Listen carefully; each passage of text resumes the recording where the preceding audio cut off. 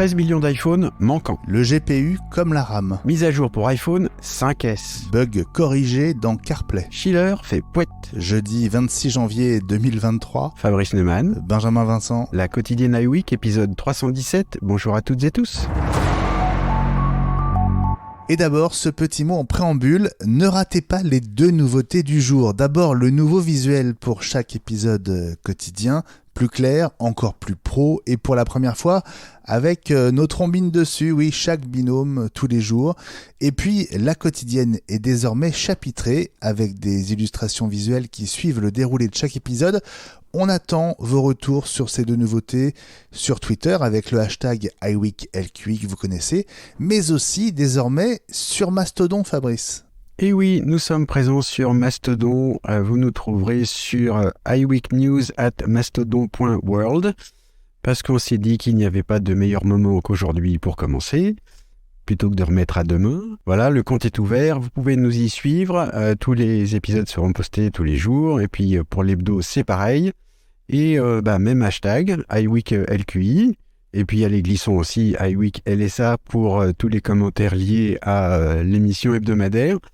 Voilà, donc nous sommes présents sur Twitter et aussi sur Mastodon. Il n'y a pas de raison. Voilà, donc iWeek sur Twitter et sur Mastodon désormais. Merci d'avance pour votre retour. Utilisez bien le hashtag iWeekLQI comme la quotidienne iWeek. Et bonne écoute. Vers une chute des ventes d'iPhone à 2 chiffres pendant le trimestre de Noël selon IDC, trimestre dont les résultats seront annoncés officiellement par Apple mardi soir prochain. 14,9% d'iPhone vendus en moins par rapport à un an plus tôt. C'est la prévision d'IDC. Ce serait presque 13 millions d'iPhone qui ont donc manqué dans les rayons sur les 3 derniers mois de 2022. Alors globalement, Apple s'en sort un peu mieux que le secteur qui affiche moins 18,3%. Mais en termes de chiffre d'affaires, Fabrice, il pourrait manquer près de 20 milliards de dollars dans les comptes la semaine prochaine. Donc Apple va gagner un peu moins d'argent, le chiffre d'affaires baisse, mais a priori ce ne sera pas des pertes non plus. On avait évoqué que Apple résistait mieux que la moyenne avec Samsung dans la quotidienne aussi la semaine dernière. Ça va être intéressant, c'est ces résultats on épluche toujours les résultats d'Apple parce que on apprend quand même plein de choses, mais là ça va être encore plus intéressant que d'habitude. Ce sera intéressant aussi de voir comment Apple explique ça. Parce qu'on peut se demander si, en plus des problèmes d'approvisionnement qu'on a connus, et notamment d'approvisionnement des iPhone 14 Pro dans les magasins avant Noël, dont on a beaucoup parlé, est-ce qu'il y a aussi autre chose? On peut se demander si l'iPhone 14 est pas... un des modèles les moins bien accueillis depuis longtemps, pour tout un tas de bonnes raisons, de prix, de iPhone 14 tout court qui est pas si innovant que ça, etc. Donc je pense pas que l'iPhone 14 ou 14 Pro reste dans les annales comme un des iPhones les plus réussis de la gamme. Mais voilà, donc il y a plein de choses qu'Apple va avoir à raconter pour amortir le coup. Ça va être vraiment intéressant. Et on vous retrouvera d'ailleurs pour un épisode spécial de la quotidienne, juste après l'annonce de ces résultats dans la nuit de mardi à mercredi. Une déception potentielle de plus à propos du futur Mac Pro à processeur Apple. Mark Gurman avait déjà évoqué l'impossibilité d'ajouter de la RAM. Alors pas vraiment une surprise quand on connaît le fonctionnement de la mémoire unifiée avec les processeurs M1 et M2. Plus surprenant, sur le Mac Pro, on ne pourrait pas non plus faire évoluer les capacités graphiques. Il serait impossible d'augmenter la partie GPU.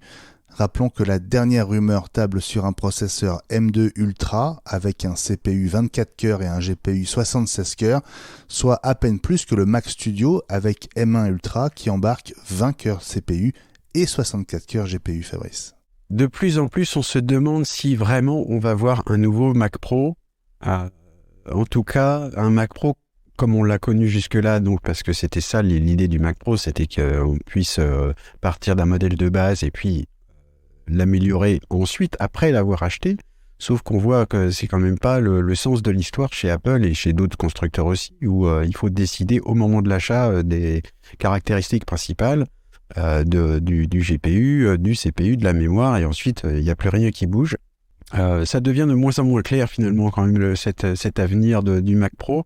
Alors même, moi j'y reviens toujours, hein, il a quand même été annoncé dans une des vidéos de présentation d'Apple en disant il n'en manque plus qu'un à la gamme des Apple Silicon, c'est le Mac Pro, et puis on voit rien venir. D'aucuns pourraient penser, esprit chagrin naturellement, qu'on s'achemine vers un nouveau AirPower, ce serait Mac Pro Power, et que finalement il y a un moment on va arrêter d'en parler et il se passera rien. Je sais pas trop. En tout cas, il y a un truc quand même très bizarre, c'est que puisque justement le Mac Pro, dans ce cas-là, ne pourrait pas augmenter sa capacité de GPU, donc de processeur graphique, c'est un des domaines dans lequel les puces Apple sont en retard par rapport à des cartes graphiques Nvidia ou AMD, pardon. C'est que même avec tous les cœurs en question, ils sont loin d'arriver au sommet de calcul proposés par les cartes graphiques de ces constructeurs. Et donc, on se demande si Apple ne va pas rester en retard complètement dans ce domaine, alors même qu'ils se préparent à faire de la 3D en pagaille. C'est assez bizarre. Fidèle à son habitude, Apple continue de fournir des correctifs de sécurité pour les anciens iPhone et les anciens Mac, mais là ça va encore plus loin avec les versions 12.5.7 et 15.7.3 d'iOS pour iPhone 5S, un iPhone Fabrice qui n'avait plus bénéficié d'aucune mise à jour depuis 2018, ça fait 5 ans. Alors c'est étonnant, alors là j'applaudis des deux mains, et plus si j'en avais plus... c'est vraiment, il n'y a qu'Apple qui le fait ça quand même, de pouvoir proposer des mises à jour de sécurité pour les quelques personnes, ils sont naturellement quand même pas beaucoup, qui continuent à utiliser cet appareil-là, et tous les appareils qui n'ont pas eu de mise à jour de système depuis longtemps, j'applaudis, c'est vraiment formidable pourvu que ça dure, c'est un bel exemple pour faire durer ces appareils, même dans ces cas-là, peut-être au-delà du raisonnable. Pour le détail des nouveautés des nouveaux OS sortis lundi soir, on vous renvoie vers iWeek, la semaine Apple 121, mais il est une précision que nous n'avions pas au moment de l'enregistrement. Elle concerne la correction par iOS 16.3 d'un bug lié à localiser dans CarPlay, Fabrice. Ben oui, il semble que quand on a son iPhone branché dans sa voiture et qu'ensuite on demande à Siri de trouver un appareil via la fonction localisée, ça marche pas. Il y a aussi un bug, en gros, Apple dit il est possible que quand on utilise CarPlay, Siri ne comprenne pas bien les commandes qu'on lui donne. Alors ça m'a fait sourire parce que d'abord, alors en gros, Siri c'est quand même bien pratique dans la voiture justement pour faire du main libre, hein, pour éviter d'utiliser ses mains pendant qu'on conduit. Mais Apple qui fait la phrase il est possible que Siri comprenne pas ce qu'on lui dit, ça me fait sourire parce que Siri ça reste toujours quand même pas terrible.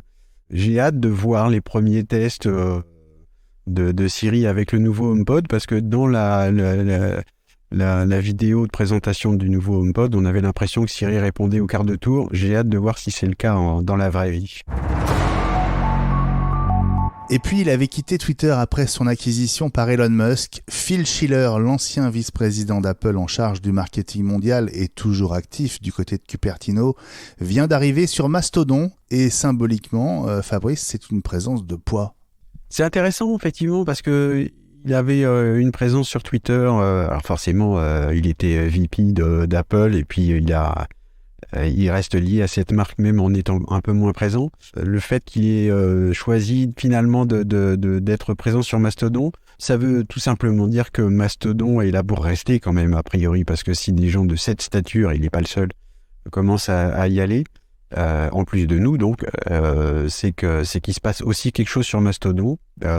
Twitter est dans l'état qu'on sait, c'est-à-dire loin de mourir, mais voilà, il y a quelque chose en plus qui est intéressant, qui bouge, qui permet aussi de suivre des gens intéressants, dont Phil Schiller et d'autres. Eh ben, bienvenue, moi je dis. Et deux sources confirment que le compte pschiller@mastodon.social est bien le compte de Phil Schiller sur Mastodon. 9to5Mac en a obtenu la confirmation, ainsi que le célèbre blogueur américain John Gruber.